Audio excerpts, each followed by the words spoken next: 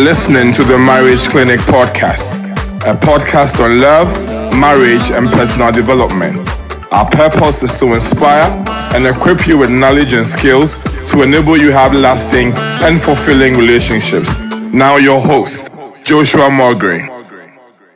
Good evening. That is if it's evening where you are. This is the Marriage Clinic podcast, a podcast about love, marriage, and your personal development. And it's me, your regular Uncle Josh, Dr. Joshua Mulgrew, who is hosting this program this evening. As you know, we've been on a very interesting subject that is important for people who are dating who really want to keep sex out of the relationship. For the last 2 weeks, I've been speaking about all the important reasons why you shouldn't have sex in a relationship. And I was able to give you, I think, about 12 good reasons or 12 benefits of abstaining from sex in a relationship. So I think we can all agree that having sex in a relationship is not the best decision you should be making in a relationship. Now, if you've been in a relationship or the relationship already started with sex and now you want to take it out, that is possible. It's a bit more difficult because sometimes once the genie is let out of the bottle, it's very difficult to put the genie back in the bottle. But hey, I'm here with you to help you on this journey. So please do share this as you are watching. Please share it on whatever platform you are watching this on. And I will be here to support you on this journey. So the title of what we are discussing today is Keys to Sexless Dating. Keys to sexless dating. So now we want to discuss, how do you delay sex till marriage? Maybe he proposed to you or you proposed to her, and both of you agree that you don't want to have sex in this relationship. It could be that both of you have never had sex before. It could be that one of you has had sex, or both of you were previously sexually active, but now you've taken a decision that, hey, I don't want to be doing this any longer. Where do you start from on this journey? Where do you start from on this journey to ensure that this dating journey is done right? The first thing you need to do is you need to define what abstinence means for you. You need to define what abstinence means for you. What does it mean for you as an individual? Because you see, for some people, abstinence means we can do everything apart from penetrative sex. So, cover your ears, little kids. So we can engage in oral sex, we can engage in phone sex, we can engage in heavy petting, we can engage in dry humping, and all these other things that go on. But the only thing we are going to do is not have penetrative sex. That's not the abstinence we're talking about. But you need to define it. And you need to define it with the person you are with. So you may turn around and say to the person, you may say, hey, you know what?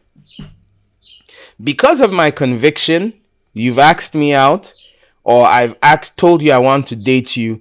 But the truth is, I do not want to engage in sex. There's nothing wrong with my anatomy. You are not... Everything is working perfectly well, but I don't think I want to engage in sex for the following reasons. And for me, abstinence involves all of the following. And some people say, how far is too far? You define it according to your conscience and the morals that you hold. But I would advise that everything sexual is taken off the table. Because you see, it keeps becoming a slippery slope where you keep pushing the boundaries. You say, oh, we can give each other a peck on the cheek. Then you say, oh, it's just a deep kiss. So you may want to properly define this so that both of you know where it ends. We end at holding hands. We end at this. We end at that. But you must define it. All right. Number 2, decide what both of you want from the relationship.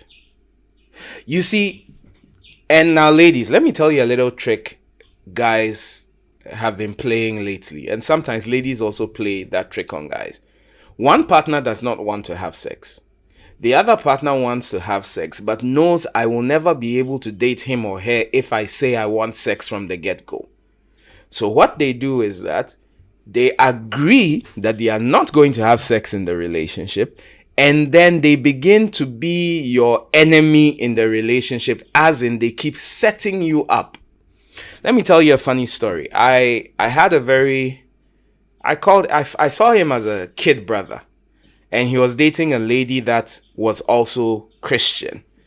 And one day I asked him, I said, "Hey, how's the relationship going?" And he said, "No, I'm no longer dating her." And I said, "Why?" He said, "Well, my stance is I don't want to have sex." And she agreed with the stance, but anytime I go to visit her, she doesn't mind changing in front of me. She is always skimpily dressed when I arrive. And whenever I complain, she says I should get used to it. And I feel that if I keep on this path, I'm soon going to sleep with her because she's smoking hot. He said, for that reason, I've ended the relationship. I was like, wow, I respect you for that. Now, some of you are like, what a wimp. It is cooked and you are not eating.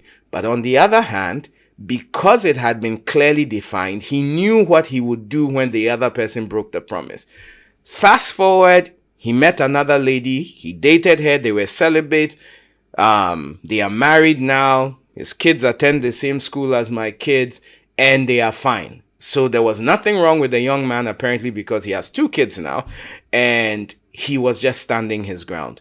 So decide what both of you want from the relationship. And if the other party seems to try to be the enemy in it, you must be able to tell the person, this is my decision. And if I feel you are not working with me against it, these are grounds for me breaking up.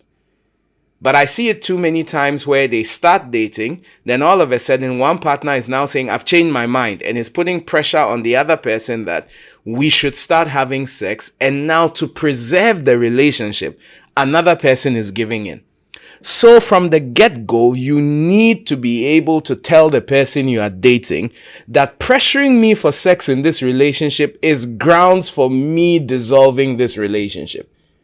They must recognize that, or both of you must recognize that this is a hill we are willing to die on. That's if you want to remain in a relationship that does not engage in sex. Then you must not only do that, you must communicate it very clearly to the person. So both of you should communicate it very clearly to the person. So communicate very clearly to each other that this is where we are, this is where we stand, this is the decision we have made. It's going to be a difficult decision.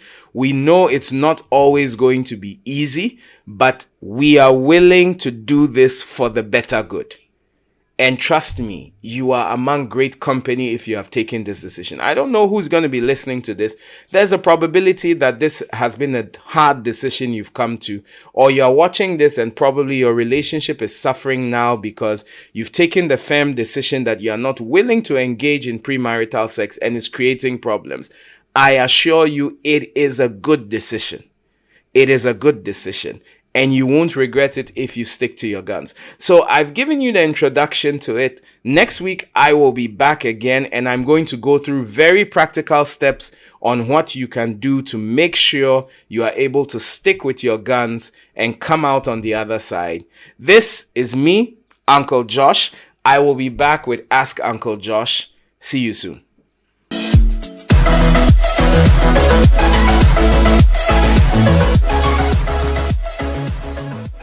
Hello, we are back with Ask Uncle Josh, and hey, it seems like a lot of my questions have been coming from ladies lately, and this one is a big one.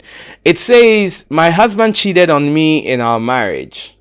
I can't trust him again, and I don't think I have any love left for him. I want a divorce, but I don't want my kids to grow up in a broken home. I'm so confused right now. What should I do? You can mention my name if you want. I will not do that, just in case you guys work on the marriage. Okay, if you go to the YouTube channel at Dr. Joshua Mogri on YouTube, you will find that I have a series there. I think it's a 4-part series I did on when they cheat, how to recover, what to look out for. Well, first of all, I would tell you that instead of jumping straight to I want a divorce, I would advise that you try to work at the marriage, but don't take separation off the table. You need to discover for yourself, and I can't give a clear answer now because I don't know, was he caught? Did he confess? Because if he was caught, it's different from if he came to confess. Is he willing to work at it, or he's just apologizing because of his public persona? There are so many questions out there, but what I can say is that cheating is not the end of a marriage. I know several marriages that have gone through the storms of cheating and have been able to work at it. And I know several marriages that have gone through the storms of cheating and not survived. So there may be a route to recovery, but you need to work through it. So I'd advise that first of all, please go listen to the 4-part series I have on YouTube. And then also I would advise that you get a trained counselor. I'm not talking down on church counselors, but it will be good you go for somebody who has certificates or degrees or diplomas in counseling, who does that for a living, to help the two of you walk the journey. Please don't start throwing the divorce word out there, even though you do have grounds for divorce, and don't do anything crazy yet. As you said, there are kids involved, so let's be careful with our choices. Thank you for being with us. We'll be back next week as we continue with how to abstain, keys to a sexless dating. I'll be back next week. God bless you. Take good care of yourself. It's been great being here. Bye-bye.